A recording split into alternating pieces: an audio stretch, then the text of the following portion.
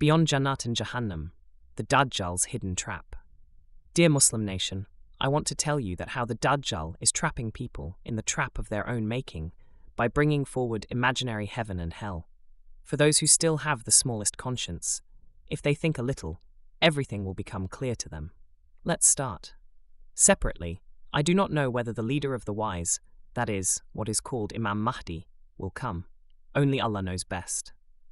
But I see many of Allah's olis, or friends, or Allah's appointed imams, in the present world. So I don't know who will come or not in the future. And if someone identifies himself as Imam Mahdi, then our Arabic masters will collectively declare him as an infidel. On the other hand, they will appear in the role of Dajjal. Because they are still doing it, those who reveal the truth call them infidels. The Arabic masters will show people paradise with one hand and hell with the other. They will say that if you obey this infidel, you will go to hell, and if you follow the path shown by us, you will go to paradise. This is still being said, but the reality is that their followers are plagued with target cootie problems. They are suffering the punishment of hell in this world. They do not understand it. Ordinary people can never survive their bijur fitna, because they have been blindly trusting these robed Arabic lords for ages. They never researched Quran Hadith. They don't even now. And those who research themselves, they understand the truth, and they come out of the darkness, run on the path of light, and make others aware for the sake of Allah, without any exchange. And those who blindly follow the Arabic masters have left their ahira to the Arabic mullahs, so they have no more tension about Mirtu's next life. But Allah says that no one who is of the race or spirit of Allah will be of any use to anyone in the field of Hashar tomorrow. The truth is that people without vision will never be able to survive Dajjal's temptation. In this way, it may be possible to keep the coals of fire in hand, but it will not be possible for them to escape from the hands of these Dajjals. This is how they will conflict and oppose Imam Mahdi in the role of Dajjals. In fact, they are the real Dajjal, or liars, as did the scholars of the book of Prophet Moses against Prophet Jesus. The scholars of the book of Torah never supported the Prophet Jesus, but called him a kafir and called him an apostate. This is not because the Torah book was wrong, but because they could not understand the meaning of the Torah book by heart. Our mullahs pray that a paradise is 10 times bigger than this earth. Again, Dajjal will have paradise in one hand and hell in the other hand. If there is wisdom, think once. If a paradise were to be 10 times the size of this world, not even a corner of that paradise would fit in this world. Where will Dajjal's hands and feet be on the other side? And where will the hell? My question to the nation. The Dajjal, who will have such a big heaven and hell in his hand, I don't know how big the Dajjal will be. Think about it a little bit. Not even one of his fingers will take place in this world. Even our robed masters have kept the nation away from the Quran for hundreds of years by giving an easy way that recitation of the Quran will be rewarded without understanding. And the nation is waiting for them. They chose Allah's Quran as their means of sustenance, which Allah has clearly forbidden in the Quran.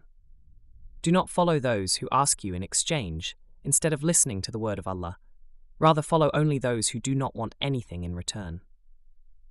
And each of our prophets and messengers did their own work to provide for themselves, and spent the money of that hard work in spreading the word of Allah.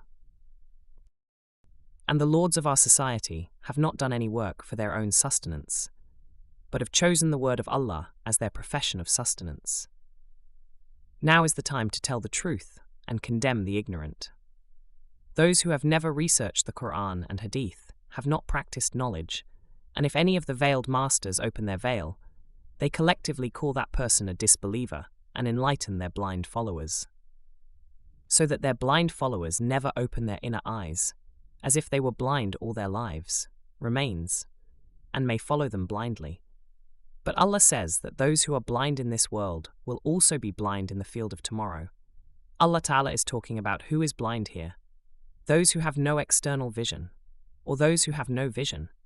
And to open your heart, you must find someone whose heart is open. Only he can help you open your heart, not a robed mullah. He who comes blind himself will guide you who himself cries in darkness. O nation, one who has awakened his inner spirit does not need to read any book or book to speak of it. Ruhu itself possesses infinite knowledge or knowledge which comes directly from Allah. You will be able to understand my words only when you can awaken your inner spirit. I promised. Now maybe the robed mullahs can call me an infidel. I am not upset at all. But our masters know very well that no one can be called an infidel. Because Allah says who is a Muslim and who is a disbeliever, only He knows best. If someone calls someone a disbeliever, if he is not a disbeliever, then it will fall on him. These masters who are called infidels, without dancing according to the words of the masters, will verify them by being present in front of them, without being influenced by others. Then see who is the real infidel. And with whom is the truth? If you do not believe, then go directly to someone whom you know to be a trusted mullah of your choice. And therefore, without reason, without knowing, without understanding, without any malice, you hate him which will not bring anything good for you in the hereafter. Arabic masters call them infidels, so that you do not approach them, do not listen to them. Then the lords will be exposed. Don't believe me. Go and verify those whom the masters are calling infidels till today. Hujur only verbally calls them infidels. In reality, they can't do anything because they don't have that ability. Finally, I want to say to you, O nation, seek the truth while there is time. Save yourself from the trap of Dajjal. Finding the truth is very difficult because it has to be proven. Thanks for watching. Stay with us and be a part of Breaking Bias. Allah Hafiz.